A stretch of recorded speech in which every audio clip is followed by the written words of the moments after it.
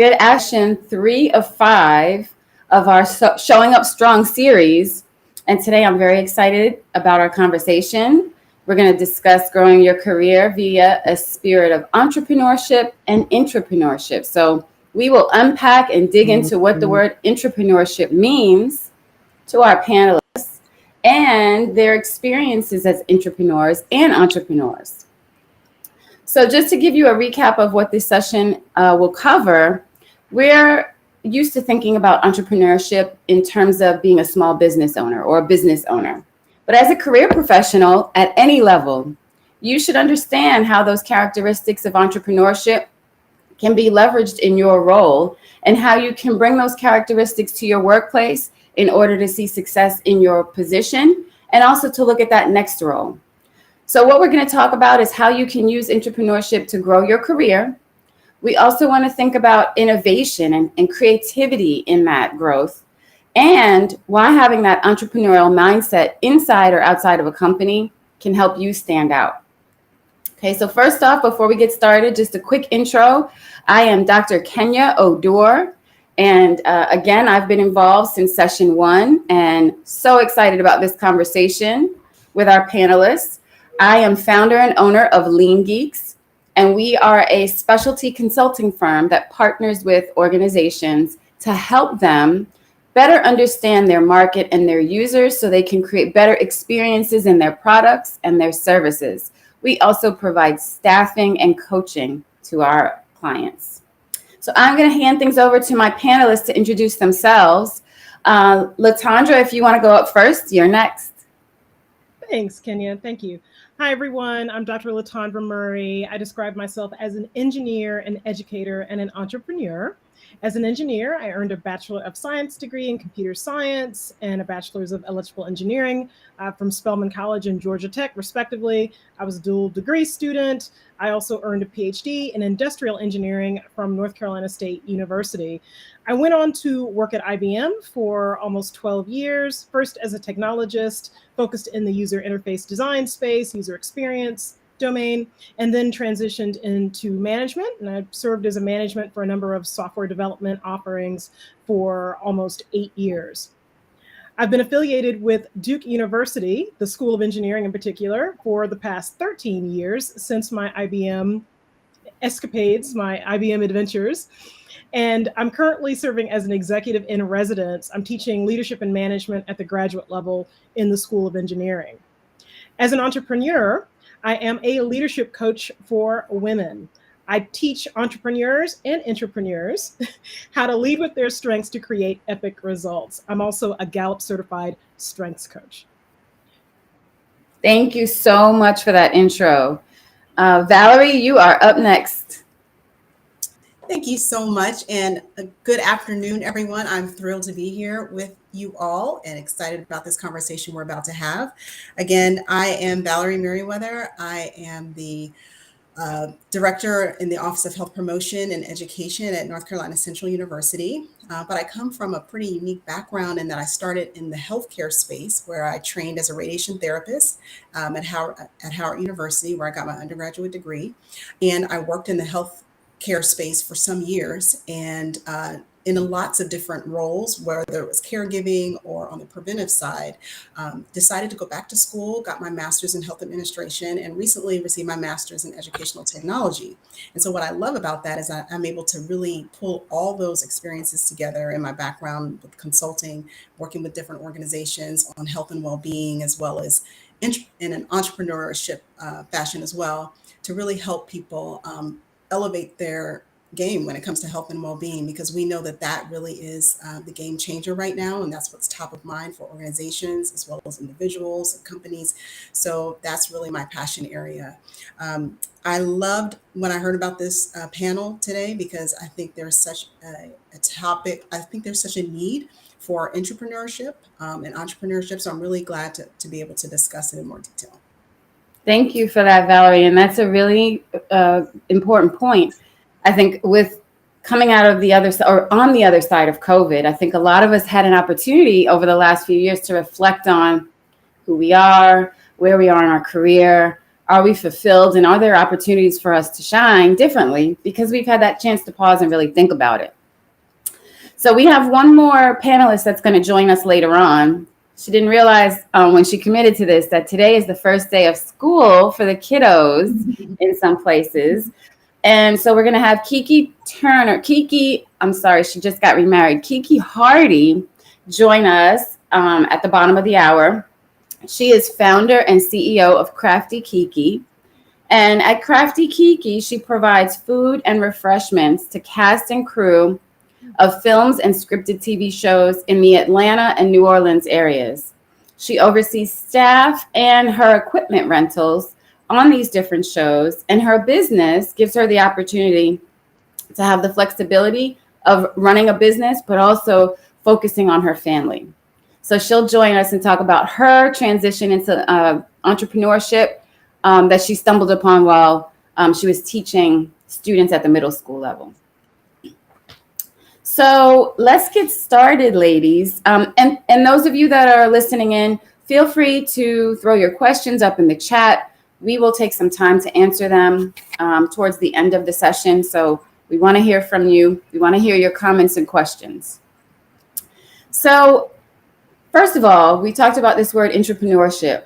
I want to ask you first, Valerie, how do you define entrepreneurship? And then Latondra, I want you to answer that question as well. And how does it differ from entrepreneurship? Well, entrepreneurship really has to do with using your creativity, your skills, your strategy to further an organization's goals. So you have a framework that you're working within that organization. And so your entrepreneurship comes out when you're able to think through things, not so much kind of in the framework that you're given because you're within that organization, but kind of think beyond that framework, what's possible. And so it's really possibility thinking as opposed to being constrained with what you can do within an organization. So that's how I define entrepreneurship. And to me, it differs from entrepreneurship because you do have some limitations in terms of what you can do. You still have to work within the confines of the organization's goals, their strategic priorities and objectives. And so sometimes, I tell folks, it's like you've got all these ideas and you've got so much bursting up inside of you, but you can only give it so much because if it doesn't align with the organizational priorities, then it's not necessarily top priority for other folks. And so that's the difference. You take that spirit of innovation and curiosity and you bring it inside your industry. So then you're able to do things that maybe someone hasn't thought about before because maybe they've always done it this way. And so that's where I think that spark comes alive in entrepreneurship. Thank you for that. Latondra? Valerie, I love your definition. I think there's so many important terms and words that you use there around being creative and innovative and working within the infrastructure that exists. I define intrapreneurship as a proactive opportunity to use your skills, your experiences, your talents, your perspectives to add value to your organization in some novel way. And I think that one of the things that's interesting, yes, absolutely, there can be this gating. There may be things that you're super passionate about that you can't pursue because they don't align with the organization's mission. I also think that in some cases, there may be resources available to you, or there may be support or other functional access that you might not necessarily have as an entrepreneur that you may have within an organization. So if you find the right thing that aligns with the organization as an intrapreneur, you really might be able to leverage a broad set of functions, marketing. You might have technical development. You might have all sorts of things that you might not have as an entrepreneur if you were on your own and needing to handle, manage, or fund, because fund, I think, is really critical when it comes to entrepreneurship, fund things on your own. So I definitely agree there's got to be this alignment with the organization. And without that, it can be a non-starter as an entrepreneur. But I think the difference can be around resources, around scope, and also around how far you can take the opportunity, as well as how you benefit. I love that both of you provided a really good definition of things from your perspective that I think together really encompass what entrepreneurship is and how it differs from entrepreneurship. And the way you just put that, Latondra, in terms of how resources, as an entrepreneur, there are resources that you may have available to you that you can't afford as an entrepreneur. And I can feel that firsthand and never looked at it in that way. And that's a very good perspective for those that might see entrepreneurship as, oh, I know I can go out on my own and I can do this on my own. It can almost prevent you from being successful in that organization where you have the opportunity and the resources to do so. That's not any worse or better. It's just different. Different. Yeah, just different. So when you think about that, and Latondra, I'll ask you this question first. Do you consider yourself an intrapreneur or an entrepreneur or both? I love this question. So if I had to choose, I was forcing myself into a box. I want to say both because I think there are aspects, certainly in my current experience, there are aspects of both entrepreneurship and intrapreneurship that come into play for me. I find, though, that I am increasingly becoming more and more unemployable in my own mind, meaning I want more autonomy, I want more freedom. And so while I'm navigating both spaces, right now I'm leaning more into entrepreneurship, and I'm looking at intrapreneurship as being an active catalyst to support my gradual move and what I hope to be an eventual move fully into entrepreneurship. Oh, how's that for riding the fence? No, I think that's a really good perspective in terms of where you are today and not letting it defeat you, and knowing that you want to be an entrepreneur and knowing that that's your ultimate goal, not letting it be one of those situations where you're humdrum, I'm still in this job, I don't want to be here, but instead you're looking for those entrepreneurship opportunities and using them as a jumping off point into becoming an entrepreneur. And timing is everything. Yeah. So you've got to look at that as an opportunity to think about when the right time becomes available, I'm ready, I'm here. Yep, so that's right. Good. So Valerie, I'm not sure if we lost you. If you're out there, we would love to hear from you about your considerations of whether you consider yourself an intrapreneur or an entrepreneur or both. So I love that question. And I tell you, as an entrepreneur, being an entrepreneur is my heart. I think that's my heart of hearts. And I think with entrepreneurship, you have to be ready for the unexpected. You have to be ready for pivots and constant changes. Like, for example, the stuff's going on with the internet, and, you just got to keep it moving. Like, you can't just, oh no, what am I going to do? I mean, as an entrepreneur, you got to figure things out and you got to press through. In my season as an entrepreneur, I still find that entrepreneurial spirit is still there. And so I still find myself sometimes a little frustrated by the systems that prevent me from being that fully creative person that I want to be. But I also know that, just having a company outside of what I do, FitWell Training Solutions, that I'm able to kind of nurture that entrepreneurial spirit, and it really invigorates me so that when I get into those entrepreneurial spaces, I still have that hunger, I still have that drive. One of the things I feel like is somewhat of I wouldn't say it's a trap, but it's tricky. When you get into a corporation, there's a comfort level. There's the paychecks coming. Oh, I've got this professional development. It's kind of, you get kind of comfortable there. But as an entrepreneur, you got to feed your family. So I always want to keep that entrepreneurial mindset, even in an entrepreneurial setting. I want to say to myself, I got to feed my kids. Like, that's going to be a motivator for me. Like, I gotta hustle. And one of the things my father told me years ago, because he was an entrepreneur, he said, you should always have a business. I mean, you just need to have a business. I mean, yeah, you want to go work for a company, XYZ, do it, go for it. But you never know what might happen. Now, he told me this when I was a little girl. He was not a genie. He did not have a crystal ball. He did not know the pandemic was coming.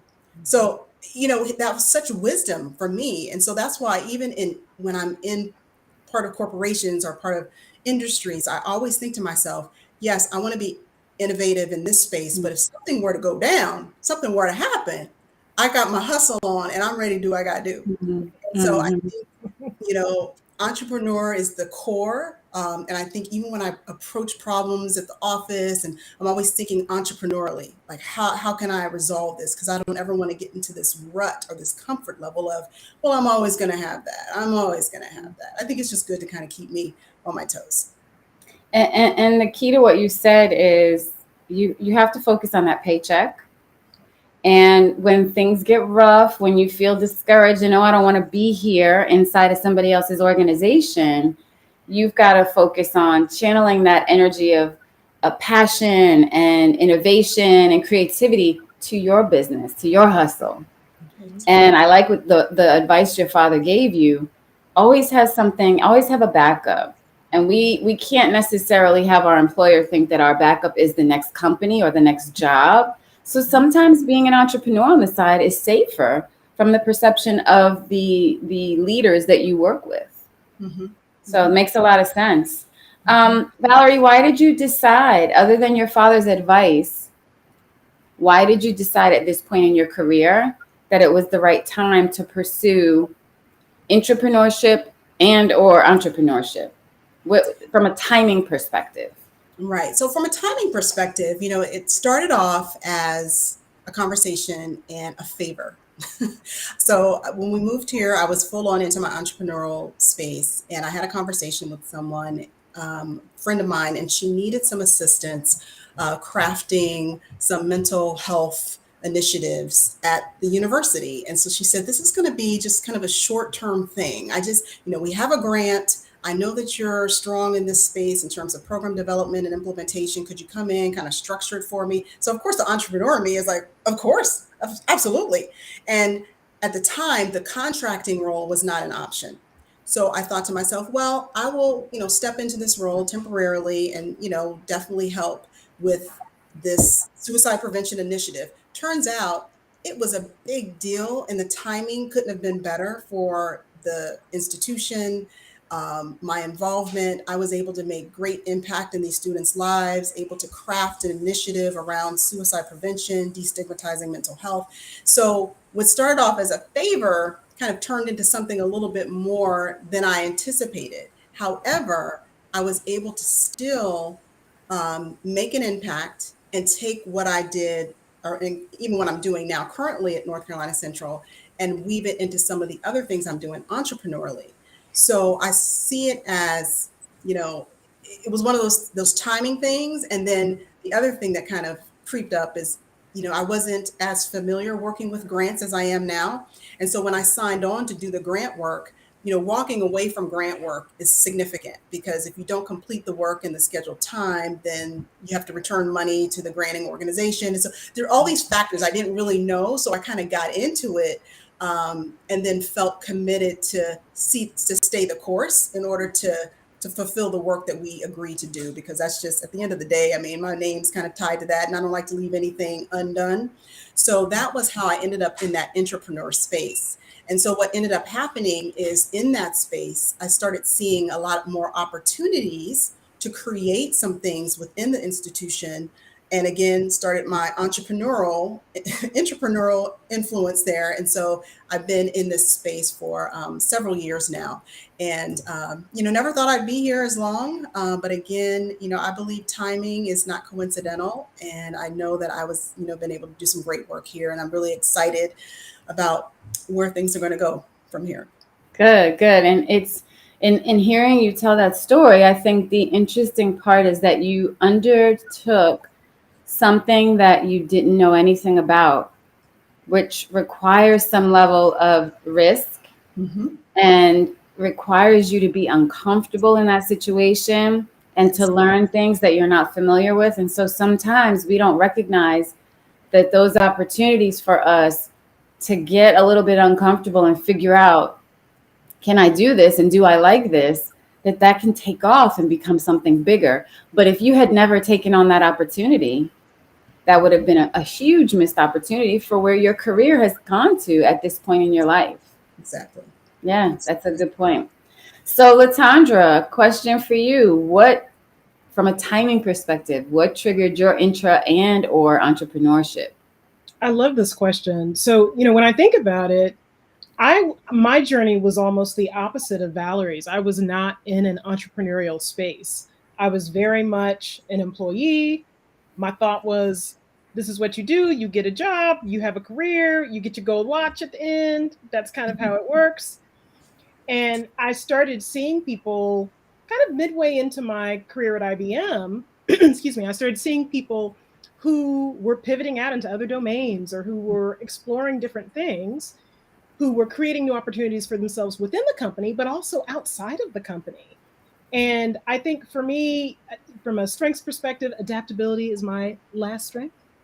I do not like change. A sister does not like change. I like to know what's going to happen and to kind of deal with the predictable. And I wanted to kind of shake that up for myself to say, okay, well, how might this look different? How might I do things in a different way? So I made the pivot from corporate America into an academic space, moving from IBM to Duke. After my daughter was born, it really was a wake-up call to take more control and ownership of my career and to just be more proactive, right? To be more forward thinking about what I wanted to achieve, what I wanted to add to my toolkit. And so as I made the transition to academia, I started thinking about, well, what do I want to do to grow in terms of growth? How do I want to evolve? I would say one of the things that I often share with early career individuals is this notion of don't just wait for your organization to invest in you. Don't just wait for your company to send you off to training or to pay for a class or to invest in a certification. If it's something you really want to do, you may need and will need to invest in yourself. And so very early on in my academic career, I was in a management role. I was managing a team. So similar work to what I'd done in corporate America as I transitioned, but I started to explore coaching. And I thought, wow, could coaching be something that I might be interested in? I pursued a coaching certification on my own. I went to an initial weekend training program and then did a full-on certification and really loved it. And the spirit of intrapreneurship is what kicked in first for me in the context of that job role. I went to my manager and I said, hey, I'm working to become a certified coach. I'd love to earn a credential in support of what I've learned. I can coach our students. I can coach our graduate students. I'd like to create a mentoring and coaching experience for them. I can lead it and it'll be win-win. You'll win because the students will get some more high touch attention and support with their experience in the program. I'll win because I'll be able to get experience and practice as a coach and to amass hours towards my certification. And that really was the first opportunity where I began to develop programming. I began to make recommendations around how we could extend coaching as a construct, how peer coaching might look, how we could fold things in for the students. And I thought, wow, how amazing. I took something I was passionate about, something I was learning about, but added value to the organization. And then I started thinking, how can I gain some value from this?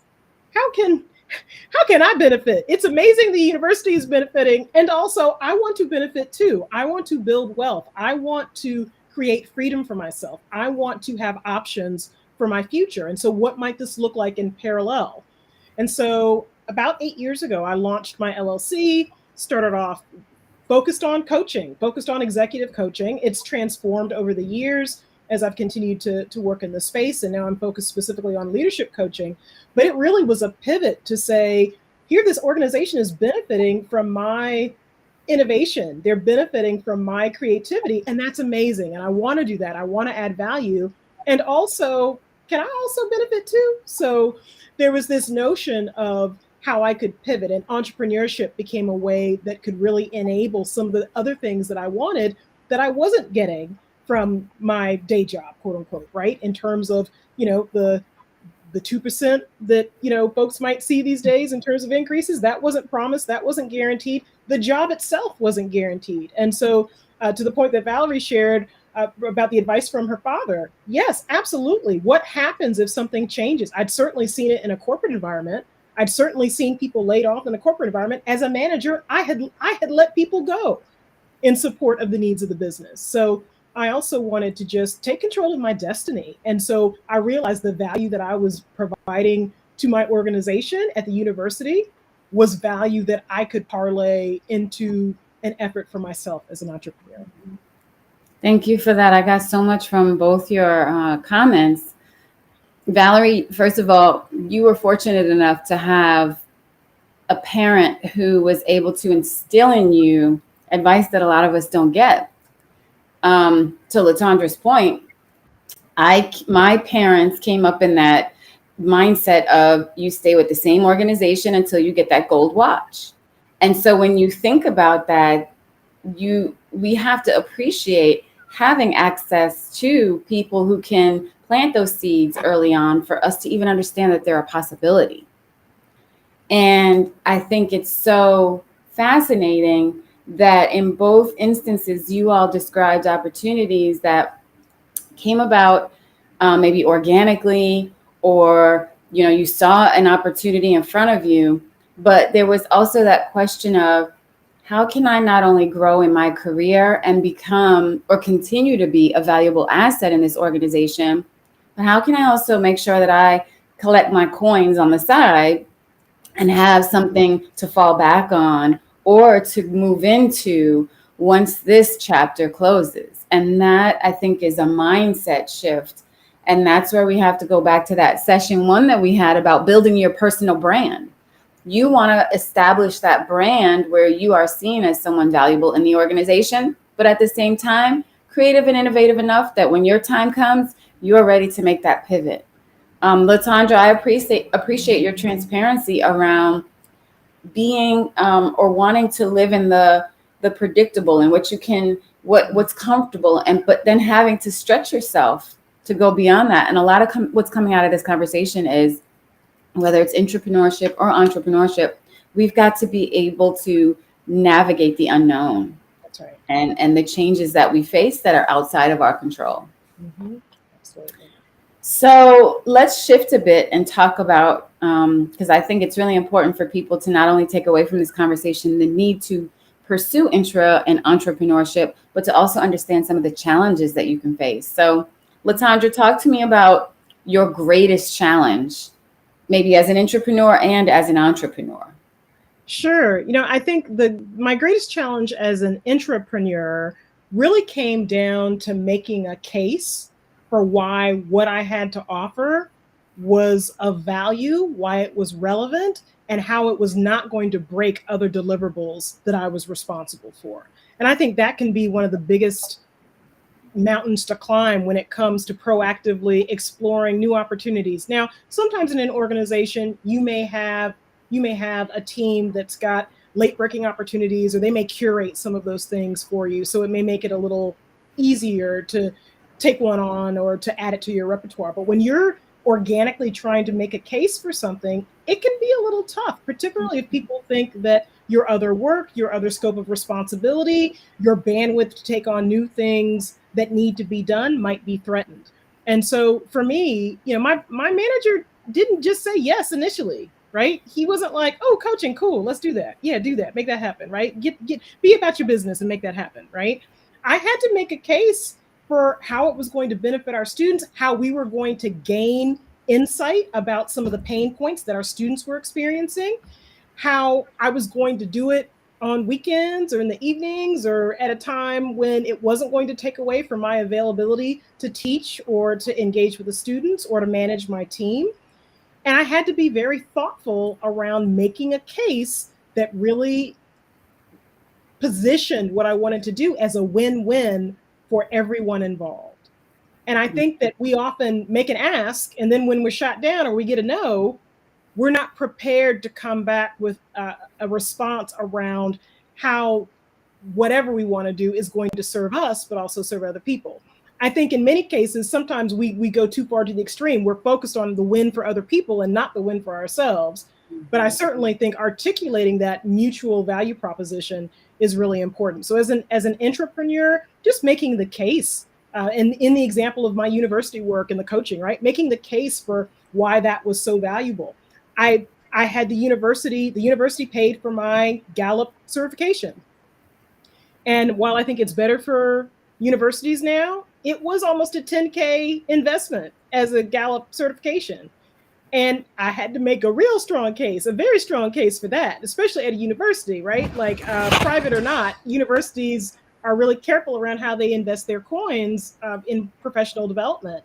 And so I had to make the case for why that was a great investment. Now, it was a win-win for me because it was a certification that belongs to me and that I could carry with me and use inside of the university, but also outside of the university. And so that was the win for me. But I had to make a case. I had to make a case. As an entrepreneur, I would say one of the biggest challenges for me, particularly having family life, day job, other commitments, finding time to consistently invest and show up for my business in the way that I show up internally for someone else's business has been one of my biggest struggles. And I'm getting better at dedicating and carving out time to invest in and work in my business and to support, certainly support my clients. But treating my business as the priority, that's really the shift that I'm making on this other side of the pandemic. My business is the priority. My entrepreneurial journey is now the priority. And the entrepreneurial journey is important, and I want to show up and add value there. But I'm going to conserve some energy to do my thing so that when this off ramp appears, in the horizon, I can do, a nice double backflip and land and stick the landing as an entrepreneur. Yeah, that's good. And what I'm hearing is that your entrepreneurial ventures are not a hobby. And Exactly. what we're referring to is doing the work, giving the focused attention and love to your ventures outside of your job that go beyond something being a hobby. That this is not about, I have an outside, I raise money. No, this is about investing in the future of this concept, making sure that it can grow legs and become something that can sustain you and your family. That's right. Good. Valerie, so what has been your greatest challenge as an entrepreneur and an entrepreneur? Well, I just like to start with what was said, just the last thing you said, Kenya, and that is when you acknowledge that what Latandra's doing is not a hobby. That is so powerful. And I really hope folks hear that, because when I was starting my entrepreneurial ventures, I would go to these trainings and all these workshops, and folks would say things like, if you're working less than 20 hours on your entrepreneur, it's a hobby. And it was almost like a ding. And so I felt like if I wasn't putting in like 40, 50 hours a week in my entrepreneur pursuits, then it wasn't really legit. It was just like a little side business, little this, little that. And that really bothered me. And for years, I would always have this kind of nagging voice in my head, like, well, if I'm not going full in, then I must not be serious. I must not be committed. I'm not walking away from this job and doing the entrepreneurial. I don't have that story. But then I realized it was a liberating conversation. You know how we have these liberating conversations? I had a liberating conversation with one of my mentors. And we were talking about my role in the university. And we were also talking about some of the things I'm doing outside.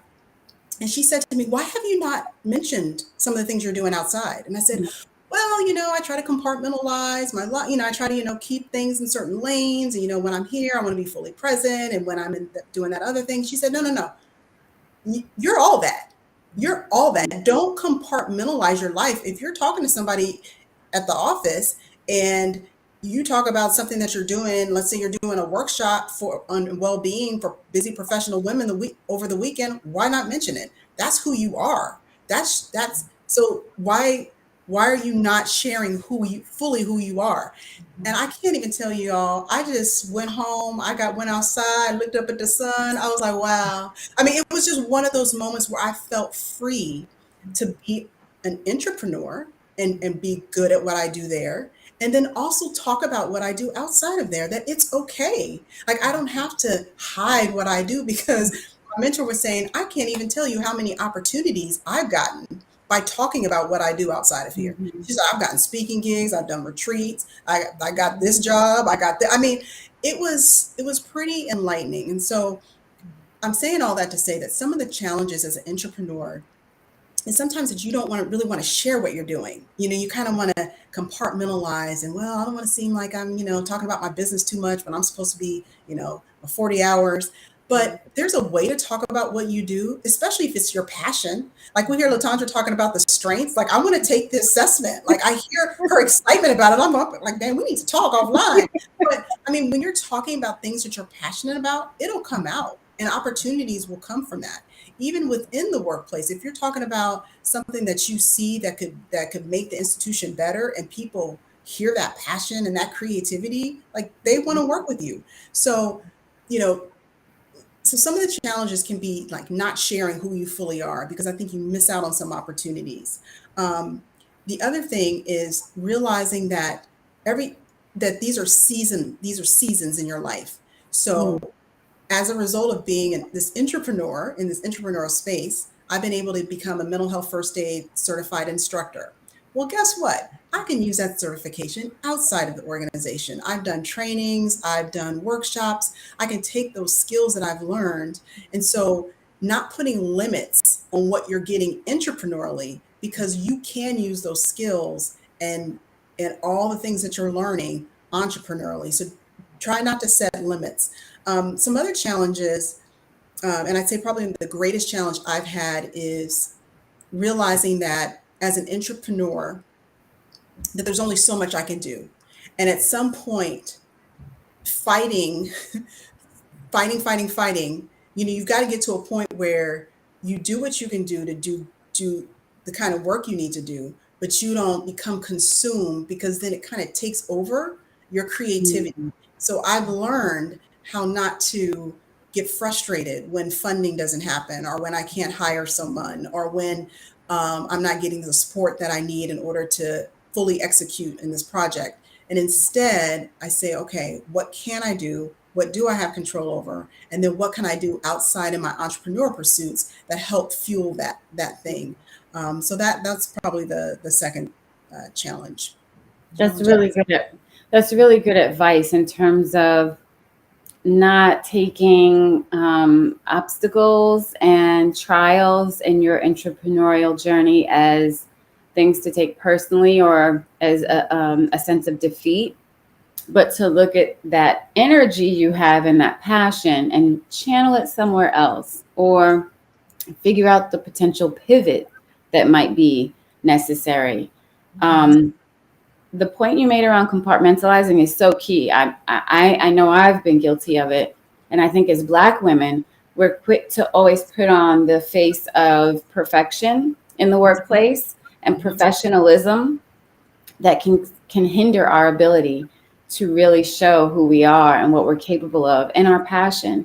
And we've got to step outside of that comfort of, this is something I only talk about outside of work, and look at the opportunity we have to share, because like you said, new opportunities can come out of those conversations. So definitely I'm taking away from this. Like I didn't mention, I'm an adjunct faculty member at NC State because I compartmentalized at the introduction, at the beginning of this session, my introduction, and only focused on, me as a business owner. So, we're all guilty of that and forget sometimes that we are the whole person.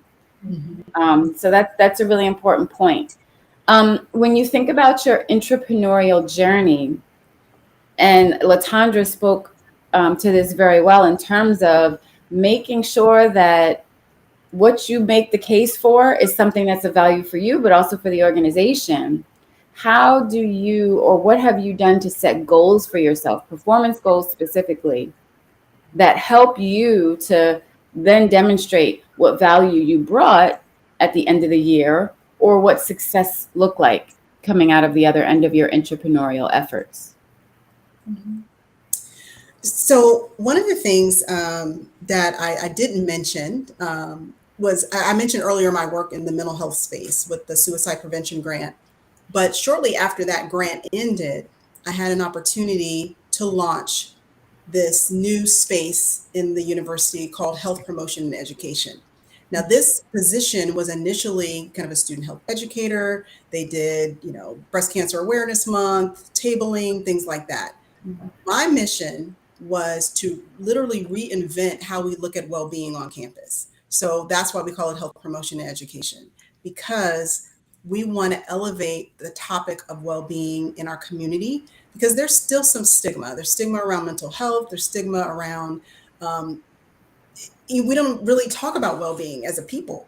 And so I wanted to take this concept and say, and start sharing with students, listen, we weren't at the table when health and well-being was really talked about, but now we're going to take control of our campus community, of our community, of generational health. And so I've been able to literally kind of shift the way our students are thinking about well-being. Yeah, of course, we got to exercise and eat right. But did you know that there's financial well-being? Did you know there's spiritual well-being? Did you know there's social well-being? And what does that look like for you? And so helping students see well-being in a completely different way. Oh my gosh, I get so excited about it. I mean, that's my passion. And that's what I do outside of the organization as well. So as a result, my goals have been really to help find funding, because again, this is a new space. We're not really talking about well-being. So who's going to pay for it? So talking to organizations like Calm and different groups that we know are talking about well-being. Now we want them to talk about it on our HBCU campus, and we want some money. So looking for ways to secure grants. Now, again, that grant work I did years ago, I'm thinking, oh, it's just a grant. But it was such a blessing because I now know about grants. I know how to secure grants. I know now that well-being is a hot topic, that I want to secure at least $500,000 in grant funds for for my office. And the reason why I can offer scholarships, I can offer internships for our students, I can hire staff. And again, that's entrepreneurial. That's just so being able to secure funding is a huge thing, and being able to partner with organizations like RTI to do research, looking at activity and the whole quantified life. What we're looking at, every tracker all around our house, but being able to bring that now to the university. So that's really entrepreneurial, and that's exciting for me. So funding is a performance goal. Collaboration with research arms around the RTP area, because there's so much research going on, and HBCUs, I don't feel, have really tapped into what's available. And then also being a subject matter expert on well-being. And so I've recently authored a paper around diversity and well-being and what that looks like for students of color. And so being able to be not the face of well-being for African-American women, but I want to be at the table when you're starting to talk about well-being and belonging on campus, so that I can make sure that my lived experience is representative in a lot of the a lot of the work that's being worked on. So the goals that I've set, I always, because I'm an entrepreneur, I always have to realign them with our organizational goals. And so the funding, the subject matter expert on well-being, as well as the training and development of students, all aligns with our strategic goals. And so whenever I'm making a case, either to attend a conference or to create a relaxation room, I can tie it back to a strategic goal, and I can say, hey, this is for the success. This is for long-term student success. If our students are healthy and well, everybody, we're all good. We're going to have a healthy alumni giving base. I mean, it's so easy to make the case. So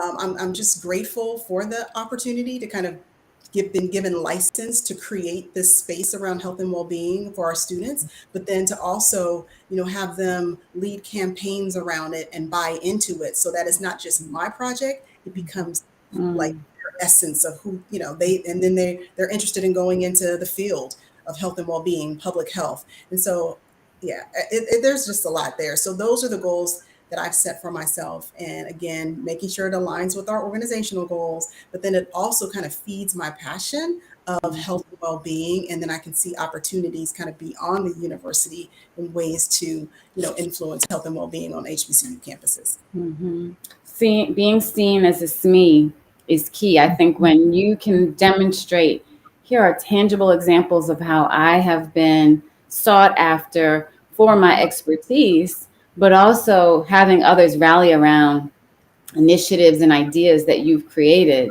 Those are really key KPIs for you to be able to demonstrate. What about you, Latondra? What examples do you have of performance goals? I would just say, similarly, when you can establish yourself as the subject matter expert, when outside entities are engaging you in some capacity to give of your time and talent, that's a win for your organization, right? That's a win for your organization. If you publish in a journal, or if you're writing a book, or if you're featured on a conference circuit, those are all things that give a level of shine to your internal organization. And I certainly have had times where I've been very quiet and didn't really say much about what it was that I was doing outside of the university or what I was working on. And once people learned, I found I had more opportunities to show up and to give of my talents internally. I was able to take content that I developed on my own and share it with alumni, for example. And that led to 2 or 3 other speaking engagements, right? So part of it, the metrics for me, it's reach, it's, how much impact am I having in terms of the feedback we get from the students that I serve, what's their experience, how is their experience being shaped by the content that I deliver? How are they leveraging it to either find a new opportunity when they graduate, or how is it transforming their experience while they're in flight? So, certainly those external touch points, I think, are great measures. And I think they also can extend the utility for the organization and make them realize just how valuable your contributions outside as well. Yeah, absolutely. So in becoming entrepreneurs and entrepreneurs, obviously, just like with anything else, like going through school and that sort of thing, we've always had to lean on and acknowledge the others that helped us to get there. So we have to always think about, or even if we choose not to, we have those little voices in our head from different people in our lives. So tell me, Valerie, the best piece of advice someone else has given you about being successful in your entrepreneur and entrepreneurial journey.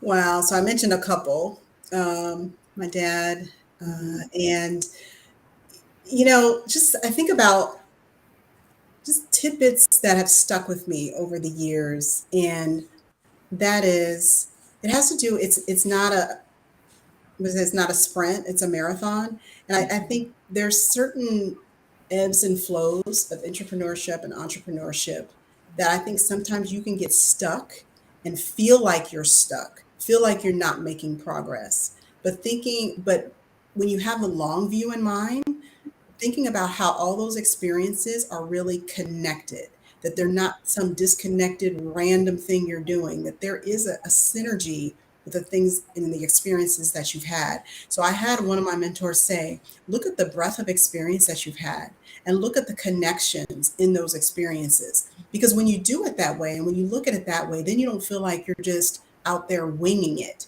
There is some method to what you're doing. Because if you look at each opportunity like that, then you won't feel like you missed out. You won't feel like you messed up or that you're not achieving your goals, because that's the key. I mean, seeing things as a marathon and not a sprint, because, unfortunately, social media love it, but oftentimes we see people's success story. We read about them in their book, the book signing, the premiere. We're like, oh my gosh, look at that. But what we don't know is the journey. We don't know them late nights that they were up. We don't know those seasons of doubt. We don't know when they were about to turn, just throw in the towel.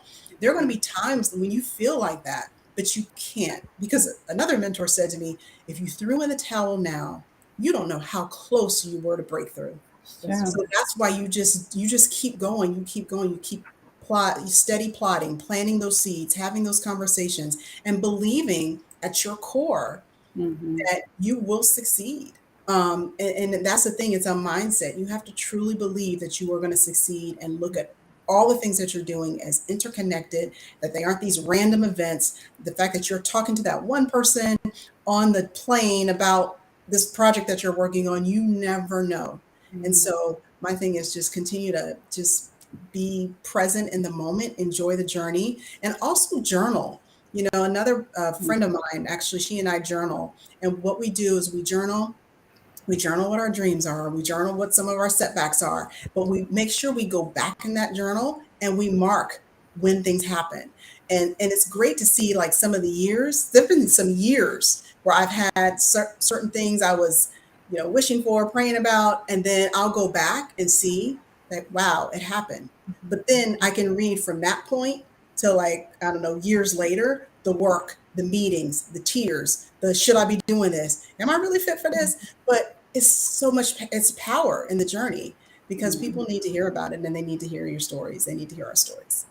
Yeah. And as you say all of that, I think about the journey. It is not, we have not determined that path or that journey. It's decided for us. Mm-hmm. And so sometimes the path that you think you're taking to get to that endpoint might not be the right path and you might have to go a different way. Right. But those pivots or those decision points where you have to go one way or the other, that's not a bad thing. That doesn't mean you're off course. It just means you might have to take a different path to get to that end goal. And that's okay. You can't beat yourself up about that. Exactly. Mm-hmm. Thank you for that, Valerie. Latondra, best piece of advice someone else has given you? Yes. I love this so much. And I just want to say before I share my answer, Valerie, I love your perspective. Everyone views this overnight success, right? Everybody was an overnight success. And it was like overnight / 10-year success, right? Or overnight / 5-year success. Or you don't know how many things I tried that failed before I hit this. And in fact, those failures led me to this success. So I love your articulation of that point. And I think it's so critical for people to understand that it's a process. If you keep with it, you may not follow the path you thought you were going to follow, but you can still get to your goals. So I love that. The coach in me just loves that. So I was going to say I had to piggyback on that for a little bit.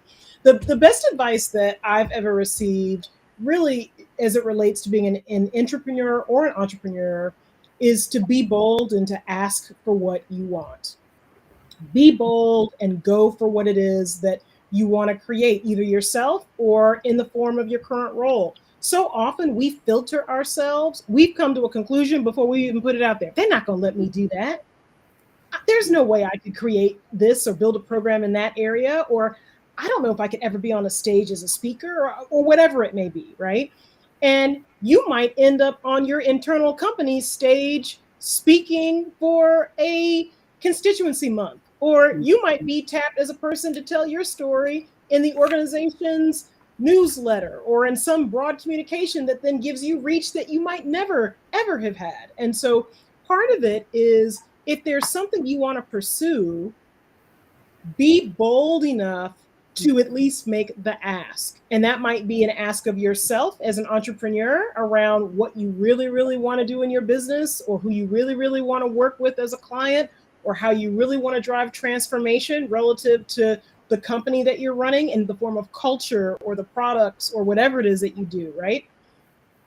As an intrapreneur, it might be making the ask to do something that you long to develop as a skill, or it might be leveraging something that's already a skill that could add a ton of value or insight or information to the world. And so I think it's just really important to make the ask.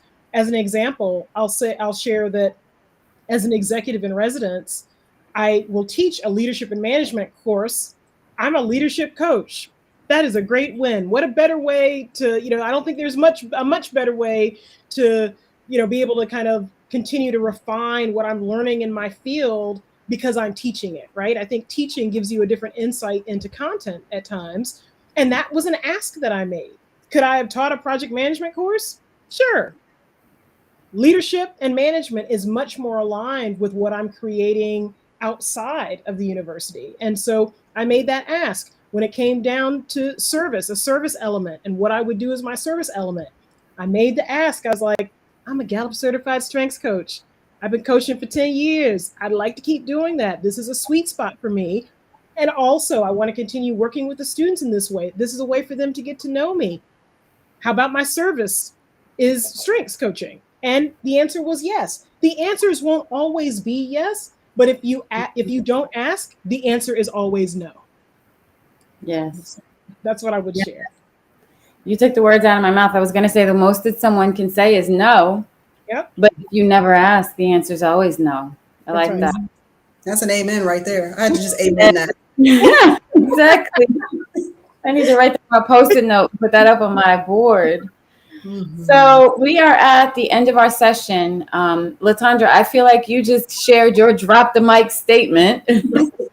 But for either of you, any last or parting words for the audience in terms of what you would share in their intrapreneurship or entrepreneurship journey? I have just one final thought that I'll share, and that's, do what works for you. And Valerie alluded to this, and I think it's so important. Your journey is uniquely yours. And so I think it's easy sometimes to feel day job shame. If you're pursuing something on the outside, you may wonder, oh, does this need to look like it looks for someone else? Your journey is uniquely yours. And so do what works for you. I know some people who have dabbled in entrepreneurship and found it wasn't a fit and said, I love working on the inside of someone else's business. I love being able to show up and to give of my talents and to kind of showcase my expertise and to know that I'm not responsible for all of it. I love that, right? And so you may find that may be the play for you. I think it's important not to get bullied either way, to feel that you've got to be a certain kind of entrepreneur, to feel like you've got to be a certain kind of entrepreneur. And whatever choice you make, it may be to blend both. If that's your choice and that's what works for you, then so be it. Own it and step fully into it. Thank you. Valerie? Yeah, that's so. But now my daughters and kids, they always snap. Okay, so but yeah, I echo that what Latondra said. I mean, I think this is your journey. One of the things that's sometimes challenging is that people may try to define you and try to say, oh, well, you're great at this and you're great at that, and never feel like you have to stake a claim in anything right now. You can make pivots early in your career. You don't have to, commit 30, 40 years to a role anymore. You do have options. And so, I would really, just encourage you to ask questions, have those informational coffees, just chat with folks about what they do and learn about what they do, because you never know, it might spark something inside of you that maybe it's been dormant because you went to college, you majored in this because somebody said this was the best major for you. And so you're just plodding down this road because that's what you're supposed to do, but maybe there's something gnawing at you. So listen to your gut. You don't have to specialize in one thing right now. I mean, you can learn a plethora of different things and then figure out like what your sweet spot is. When it comes to entrepreneur and entrepreneurship, you kind of know your personality. So if you do like the risk and the uncertainty and want to talk to entrepreneurs about what that looks like I said, those interviews are so key and it could really help you. You could shadow someone, you could do a project with an entrepreneur, you can do a project as an entrepreneur. So there's a lot of flexibility. And so I don't want folks to feel like you can't ask questions or you can't shadow because you're still learning. And once you find that sweet spot, then it's a good place to be. There's a saying that a mentor of mine says, where there's a fit, there's a flow. And so once you find your fit, there is a flow. And Latondra mentioned it earlier, and it's okay. Like you want to be able to find a space where you are flowing and where your passion aligns with the vision for your life. Like that's what life is about. When you think about how short life is, you don't want to be doing something you're like, oh, here I go again. Like, let's clock it in. No, life is short. And I think what this pandemic has taught us is it's about relationships. It's about fulfillment. It's about finding your sweet spot and flowing in it. And I would encourage all of you all to do that, whether it's entrepreneur and entrepreneurship. There is a place for you and the world needs your gifts. So share them. Thank you, Valerie. I like that. I really like that. It's about relationships. So we're at the end of our session. So excited that we were able to have this conversation, because I think it's one that we forget about in terms of our growth inside of an organization and outside, and that we can do both. I don't think there were any comments or questions from the audience. I'll give a pause for a quick second to see if there were. Okay. So our next event, The Power of Your Network, is coming up on August 24th at 3 p.m. Eastern. You can go to the Showing Up Strong webpage. I want to say it's showingupstrongnc.com. And you can register for sessions 4 and 5, and we hope to see you there. Thank you again to Dr. Latondra Murray and Ms. Valerie Merriweather, and you all have a wonderful day. Thank you. Take care. Thank you.